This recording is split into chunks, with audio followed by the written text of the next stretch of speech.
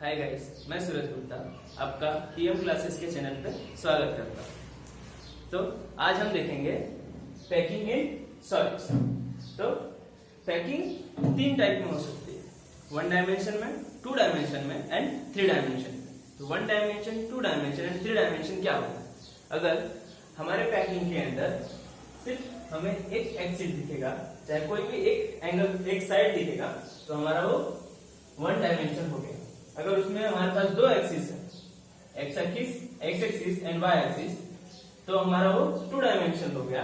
अगर उसमें 3 एक्सिस है तो हम उसे 3 डायमेंशन बोलते। तो स्टार्ट करते हैं हम लोग। स्टार्ट करने से पहले हमें तो पहले एज्यूम करना पड़ेगा कि जो हमारा पार्टिकल है वो हार्ड और आइडेंटिकल स्फीयर होगा, तो जाके हम इसमें कंसीडर करेंगे कि हमारी पैकिंग कैसी होने वाली है। ओके, तो 1 डायमेंशन के लिए हमें क्या करना होगा? हमारे पास जो भी स्फीयर्स होंगे उसे 1 बाय 1 एक दूसरे के आगे लगाना पड़ेगा। आप कोई भी डायरेक्शन में ले सकते हो, एक्स डायरेक्शन में लो, वाई डायरेक्शन में लो, चाहे जेड डायरेक्शन में, बट कोई भी एट वन टाइम। ओके, तो इस टाइप में हमारा 1 डायमेंशनल पैकिंग होता है। तो इसके अंदर हमारा कोऑर्डिनेशन नंबर क्या होगा? तो सबसे पहले जान लेते हैं कि कोऑर्डिनेशन नंबर क्या होता है। तो कोऑर्डिनेशन नंबर का मतलब ये होता है कि हमारे पास कोई भी एक स्फीयर कंसीडर करेंगे, उस स्फीयर के आसपास में डायरेक्टली अटैच कितने स्फीयर्स हैं, वो उस स्फीयर का कोऑर्डिनेशन नंबर होगा। तो अगर मैं इस स्फीयर का कोऑर्डिनेशन नंबर जानना चाहता हूँ तो कंसीडर करेंगे इसके आसपास में कितने स्फीयर्स हैं। तो यहाँ पे एक स्फीयर फर्स्ट, यहाँ पे सेकेंड, तो इस स्फीयर का कोऑर्डिनेशन नंबर हो जाएगा 2। तो 1 डायमेंशनल क्लोज पैकिंग के अंदर हमारा कोऑर्डिनेशन नंबर 2 होता है। अब हम 2 डायमेंशनल क्लोज पैकिंग देखेंगे। तो 2 डायमेंशनल क्लोज पैकिंग अब 2 तरीके से हो सकती है। पहला the square close packing and second is a hexagonal close packing. अब ये दोनों के दोनों ही पैकिंग हम लोग 1 डायमेंशनल से यूज कर सकते हैं। हम क्या करेंगे कि वो जो 1 डायमेंशनल का रो था उसे 1 एक के ऊपर एक रखेंगे। अगर पहले का सेंटर नीचे वाले सेंटर के एग्जैक्ट नीचे, तो ये हमारा, इसको अगर हम लोग ए टाइप कंसीडर करते हैं इस पूरी रो को, तो इसके नीचे वाला भी ए टाइप होगा, और फिर इसका सेंटर इसके एकदम एग्जैक्ट नीचे होगा तो ये टाइप भी ए हो जाएगा, और फिर इसका सेंटर एग्जैक्ट इसके नीचे होगा तो ये भी ए हो जाएगा।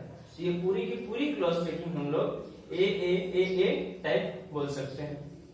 ओके, अब इनका कोऑर्डिनेशन नंबर क्या होगा? तो कोई भी एक स्फीयर कंसीडर करो, सेंटर के अंदर मैंने इसको कंसीडर किया, इस स्फीयर को, तो इसका कोऑर्डिनेशन नंबर क्या होगा? तो इसके आसपास में कितने स्फीयर है उससे गिन लेते हैं। तो ये हमारा first sphere, second, third and fourth. तो इसका कोऑर्डिनेशन नंबर क्या हो जाएगा? हमारा 4 हो जाएगा। अब इसके हर एक सेंटर को अगर मैंने ज्वाइन किया, हर एक सेंटर को अगर ज्वाइन किया तो यहाँ पे एक स्क्वायर बनता है, इसलिए इस टाइप के पैकिंग को हम लोग स्क्वायर क्लोज पैकिंग कहते हैं।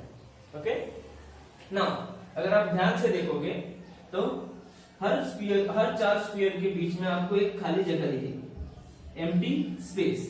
इस एम्प्टी स्पेस को हम लोग वॉइड कहते हैं। क्या कहते हैं? वॉइड। अब इस एम्प्टी स्पेस का स्ट्रक्चर भी स्क्वायर टाइप है, इसलिए इसके अंदर का वॉइड हमारा स्क्वायर वॉइड होता है, और ये एम्प्टी स्पेस ज्यादा होता है इसके अंदर।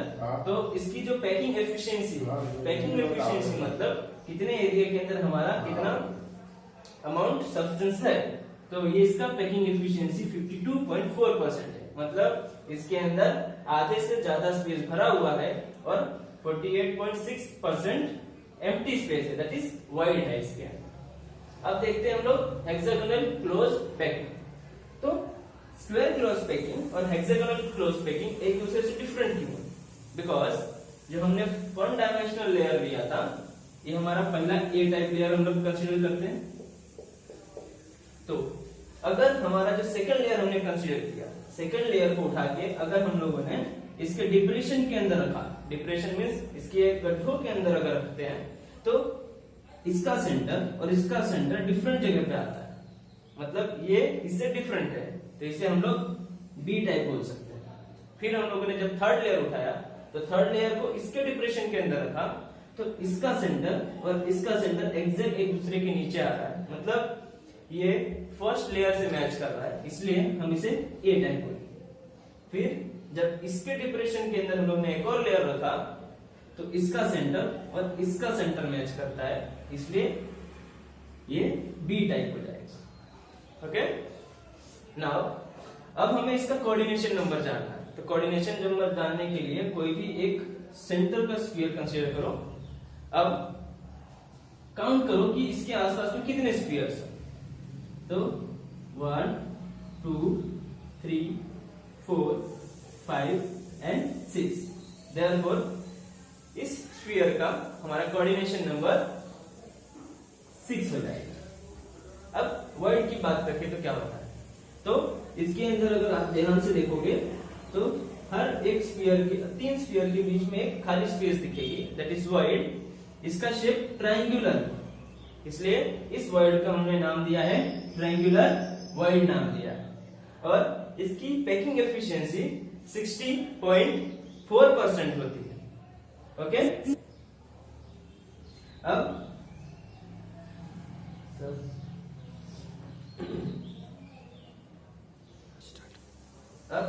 अगर हम हर एक सेंटर को इसमें ज्वाइन करते हैं तो क्या फॉर्म होगा, एक रेगुलर हेक्सागन फॉर्म होता है। इसलिए इस टाइप के क्लोज पैकिंग को हम लोग हेक्सागोनल क्लोज पैकिंग कहते हैं। अब हम देखेंगे 3 डायमेंशनल क्लोज पैकिंग। तो 3 डायमेंशनल क्लोज पैकिंग को हम लोग अब 2 डायमेंशनल से ऑब्टेन करेंगे। मतलब अब हमारे पास 2 डायमेंशनल के 2 टाइप है। पहला तो square close packing and second is hexagonal close packing. तो सबसे पहले तो ए टाइप हमें कैसे मिलेगा, तो ए टाइप मिलने के लिए हमें क्या करना पड़ेगा, हमारे पास जो स्क्वायर क्लोज पैकिंग के जो सब ऑब्टेंस रो थे उसको हम लोग को एक के ऊपर एक रखना होगा। जैसे हम लोग यहाँ पे देख रहे हैं, ये हमारा स्क्वायर क्लोज पैकिंग का लेयर है, इसे हमने एक के पीछे एक रखते गए तो हमें एक रेगुलर क्यूबिक स्ट्रक्चर मिलेगा, दैट इज उसी को हम लोग सिंपल क्यूबिक स्ट्रक्चर कहते हैं। ये कुछ इस तरह से दिखेगा एंड इसके अंदर मोर एम्प्टी स्पेस होता है। इसका मतलब बाकी जितने हमारे पास 3 डायमेंशनल स्ट्रक्चर्स होंगे उसके अंदर कंपेयर करते हैं तो इसमें ज्यादा एम्प्टी स्पेस होगा as compare to others. Then next is AB type. अब ये एबी टाइप कैसे मिलेगा, हमारे पास जो हेक्सागोनल क्लोज स्ट्रक्चर 2 डायमेंशनल के अंदर थे उसे हम लोग अगर एक के ऊपर एक रखते हैं तो हमें एबी टाइप स्ट्रक्चर मिल सकता है।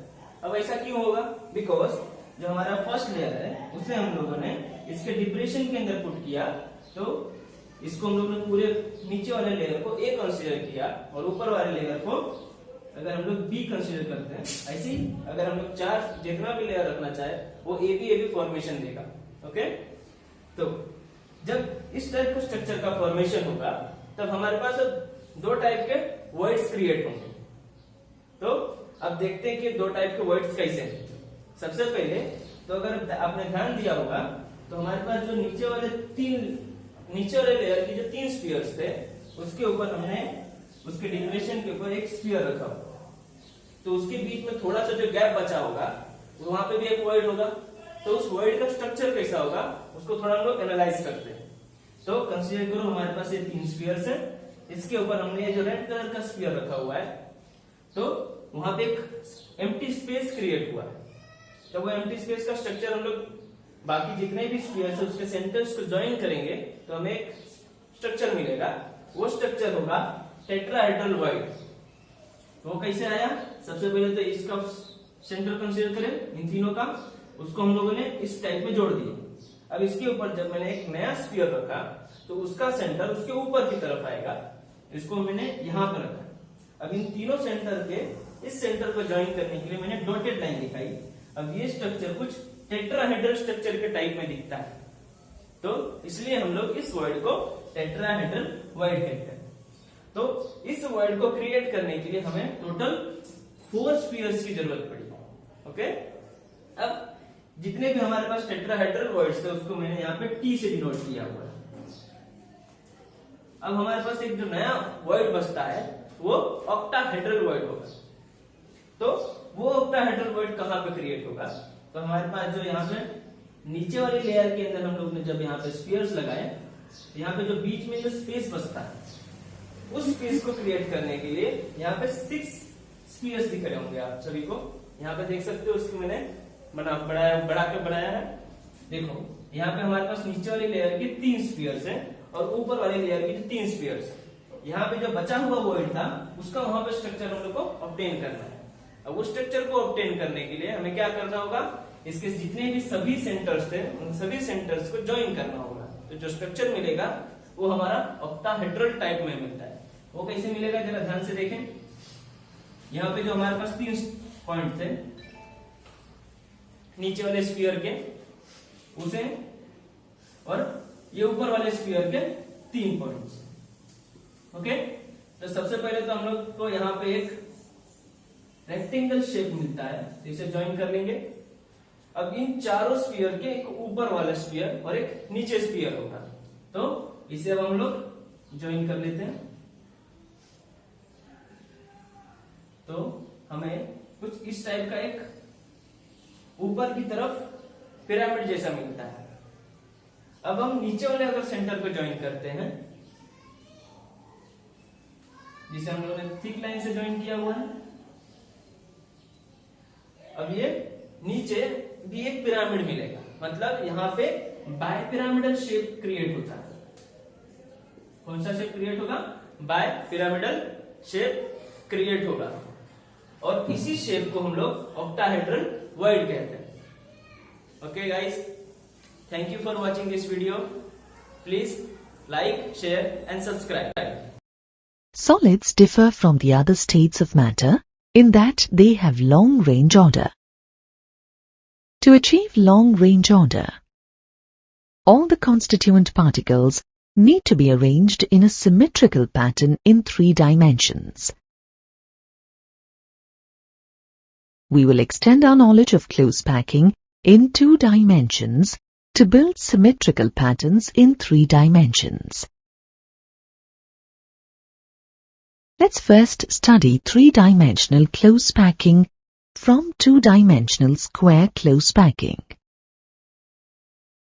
In order to build a 3-dimensional structure, it is easier to stack 2-dimensional square close-packed planes one above the other. As you can see, the spheres are aligned horizontally as well as vertically.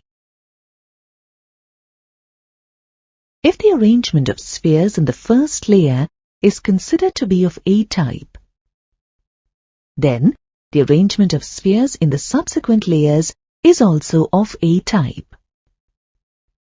This 3-dimensional arrangement is referred to as AAA-type packing. If you look carefully, you will find that this arrangement has resulted in the formation of a simple cubic lattice. The unit cell of this lattice is a primitive cubic unit cell. Another way to build a 3-dimensional close packing is from a 2-dimensional hexagonal close packing. As you can see, the depressions of the first layer are the ideal seats for the next layer of spheres. By placing the constituent particles or the spheres in the depressions of the first layer, a second plane of closed packed spheres lying on the first plane is generated. It is important to note that when the spheres are placed on the voids of B-type in the first layer, the C-type voids are left unoccupied as no sphere can be placed in them. As the spheres of the 2 layers are aligned differently, let the arrangement of spheres in the first layer be referred to as A-type and in the second layer as B-type. A closer look at the arrangement indicates the formation of two different kinds of voids, marked as O and T.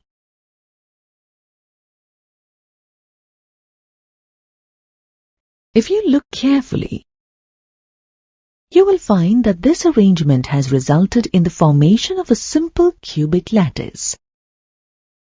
The unit cell of this lattice is a primitive cubic unit cell. Another way to build a three-dimensional close packing is from a two-dimensional hexagonal close packing. As you can see, the depressions of the first layer are the ideal seats for the next layer of spheres. By placing the constituent particles or the spheres in the depressions of the first layer, a second plane of closed packed spheres lying on the first plane is generated.